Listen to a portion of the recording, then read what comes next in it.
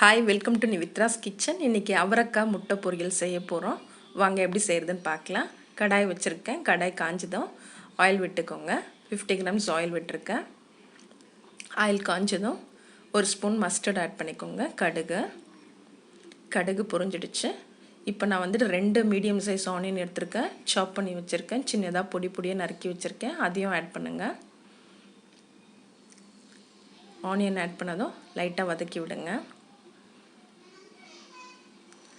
Onion வதங்கும் போது கொஞ்சம் கல் உப்பு ஆட் பண்ணிக்கிறேன். நான் எப்போவுமே ஆனியன் வதங்கும் போது லைட்டாக சால்ட் ஆட் பண்ணுவேன், சீக்கிரம் வதங்கணுன்னுட்டு. இப்போ ஒரு மிளகாய் வந்து 2 கீரி போட்டிருக்கேன். ஒரு spoon ginger garlic paste add பண்ணுங்கள். இஞ்சி பூண்டு விழுது பச்சை வாசனை போகிற அளவுக்கு வதக்கி விடுங்க. வதங்கிடுச்சு. இப்போ 1 கப் அவரைக்காய் எடுத்துருக்கேன். நீல வாக்கில் வெட்டியிருக்கேன், மெல்லிஸாக வெட்டியிருக்கேன். அந்த ஆயிலே ஃப்ரை ஆகணும். அவரைக்காய் ஆயிலே வதக்கி விடுங்க. மீடியம் ஃப்ளேமில் வச்சு வதக்கி விடுங்க.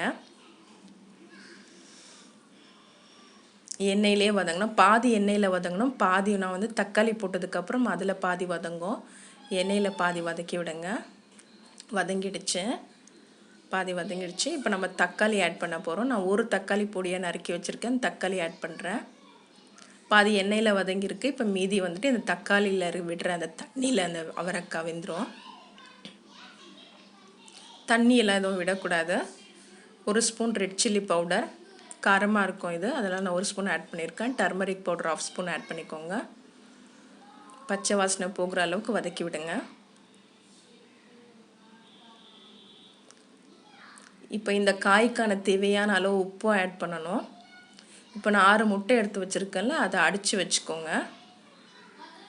நல்லா அடித்து வச்சுருங்க. முட்டை அடிச்சிட்டேன் நான். அந்த காய்க்கு தேவையான அளவு ஆல்ரெடி உப்பு போட்டிருக்கேன். இன்னும் கொஞ்சம் அந்த முட்டை காய்க்கு எல்லாம் தேவையான அளவு உப்பு சேர்த்து ஒரு 1/2 மினிட் கிளறி விடுங்க. நல்லா வதங்கினதுக்கப்புறம் நம்ம இந்த அடித்து வச்சு முட்டையை அதில் ஊற்ற போகிறோம். வதங்கிடுச்சு. இப்போ முட்டையை அதில் ஊற்றலாம்.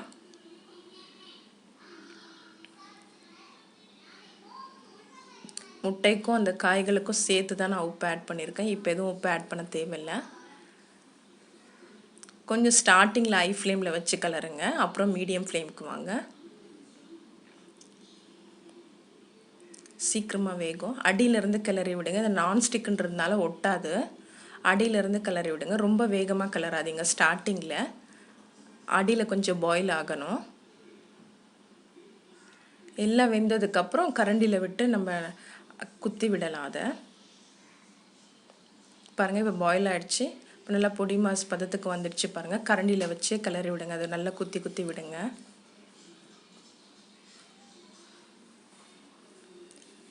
நான் மீடியம் ஃப்ளேமில் வச்சுருக்கேன்.